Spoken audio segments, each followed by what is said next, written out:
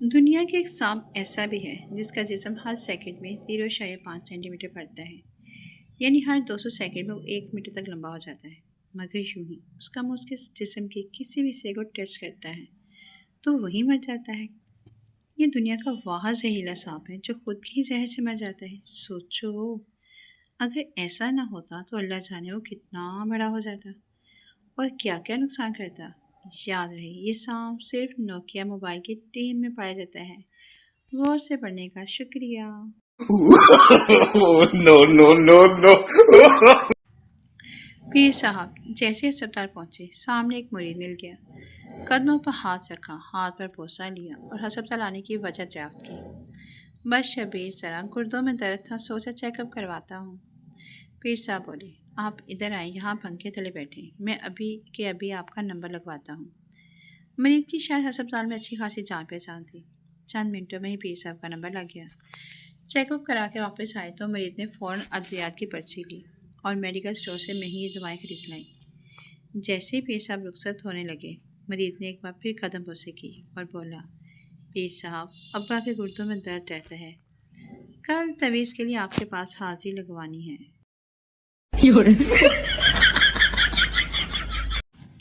شادی کیا ہے؟ شادی وہ خوبصورت جنگل ہے جہاں بہادر شیروں کا شکار ہرنیاں کرتی ہیں۔ شادی مطلب اجی سنتے ہو سے لے کر بہرے ہو گئے ہو کیا تک کا سفر۔ شادی مطلب تیرے جیسا کوئی نہیں سے لے کر تیرے جیسے بہت دیکھے ہیں تک کا سفر۔ شادی مطلب ہے آپ رہنے دیجیے سے لے کر تم تو رہنے ہی دو تک کا سفر۔ شادی مطلب ہے کہاں گئے تھے جان سے لے کر کہاں مر گئے تھے تک کا سفر۔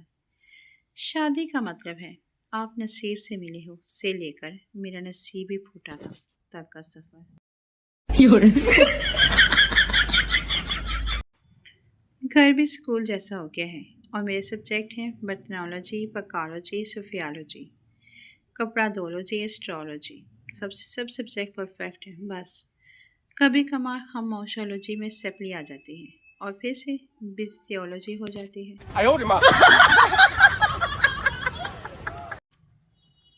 ایک صاحب نے اپنے دوست کو بتایا، بدقسمتی کبھی عجیب انداز میں انسان پر حملہ آور ہوتی ہے۔ دوست نے تشویش سے پوچھا، کیوں؟ کیا کوئی حادثہ پیش آ گیا؟ کل میں 10,000 روپے کا ایک چیک کیش کروانے بینک گیا۔ بینک والوں نے کہا میں اپنی شناخت کے لیے کسی سے گواہی دلواؤں کہ چیک پر جو نام لکھا ہے وہ میرا ہی ہے۔ میں نے ادھر ادھر نظر دوڑائی تو مجھے بینک میں اجمل صاحب نظر آ گئے جو مجھے جانتے تھے۔ ان صاحب نے بتایا، مگر اس میں بدقسمتی کی کیا بات ہے؟ دوست نے حیران ہو کر پوچھا۔ میں نے اجمل صاحب کا 10,000 روپے کا مقروض تھا اور گزشتہ 1 سال سے ان سے منہ چھپائے پھر رہا تھا۔ ان صاحب نے بے بسی سے کہا، No, no, no, no. پہلی دفعہ بیوی کے قدموں کا بہترین استعمال۔ ایک شخص کرکٹ دیکھنے کا بہت شوقین تھا۔ بیوی کو اس سے چیڑتی، غصہ کرتی رہتی تھی۔ بیوی دن رات کرکٹ تنگ آ گئی ہوں، دماغ خراب کر کے رکھا ہوا ہے، میں گھر چھوڑ کر جا رہی ہوں۔ کمنٹری کے انداز میں شوہر بولا، پہلی بار قدموں کا بہترین استعمال۔ No, no, no, no. Khan صاحب ایک دوست کے گھر گئے، تیز بارش شروع ہو گئی۔ پٹھان کے دوست نے کہا، یار یہاں پر رک جاؤ، بارش بہت تیز ہے۔ خان صاحب بولے، ٹھیک ہے۔ اس کا دوست خان صاحب کے لیے بستر ٹھیک کر کے فارغ ہوا، دیکھا خان صاحب غائب تھے۔ تھوڑی دیر بعد خان صاحب بارش میں بھیگے ہوئے اس کے پاس آئے۔ دوست نے پوچھا، کہاں چلے گئے تھے؟ خان صاحب نے جواب دیا، ہم گھر والوں کو بتانے گیا تھا کہ آج بارش کی وجہ سے ہم دوست کے گھر رات گزاریں گے۔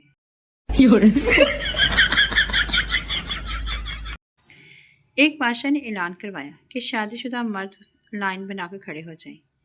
ایک لائن میں وہ جو بیوی سے ڈرتے ہیں اور ایک میں وہ جو نہیں ڈرتے۔ ڈرنے والوں کی لمبی لائن تھی جبکہ نہ ڈرنے والوں کی لائن میں ایک آدمی کھڑا تھا۔ بادشاہ نے اس سے کہا، تو آپ بیوی سے نہیں ڈرتے؟ اس نے کہا، پتہ نہیں جی، مجھے تو بیوی کہہ کے گئی اس لائن میں کھڑے رہنا ورنہ ٹانگیں توڑ دوں گی۔ No, no, no, no.